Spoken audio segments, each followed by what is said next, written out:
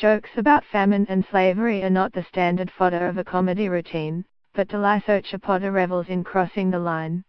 The 38-year-old Malawian was a surprise star of Britain's Got Talent this year, winning over millions with his cheeky but close-to-the-knuckle gags about life as an African in Britain.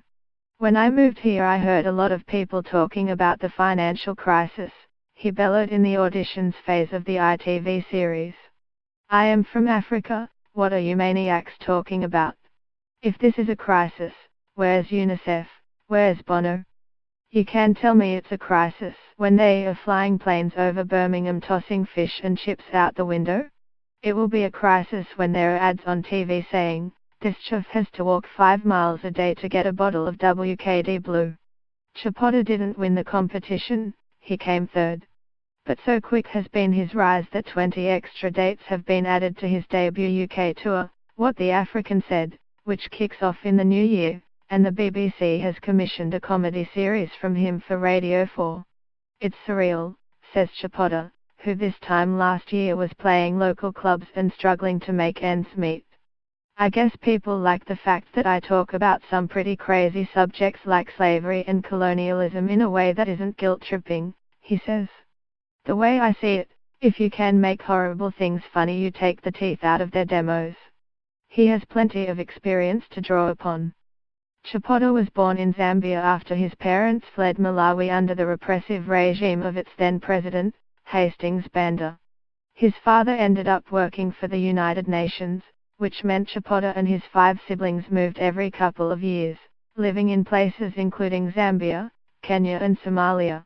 "It was a mad, colorful time, which is why it often comes up in my jokes," he says. But Chaponda has always considered Malawi his homeland, even after causing controversy there for his supposed whitey views, notably on gay rights. He was even threatened with imprisonment in 2012 when he lampooned the then president, Peter Mutharika, for blaming all Malawi's problems on Satan. "People like that I talk about crazy subjects like slavery and colonialism in a way that isn't guilt-tripping." He was probably being metaphorical, but it was funnier for me to take him literally, says Chaponda. "So I went on a whole rant about how we need to call in exorcists." Nationally, the gag became a much bigger deal because Chaponda's father had returned to Malawi and become the Minister for Education. Newspaper headlines the next day were all about how the minister's son tries to bring down the government.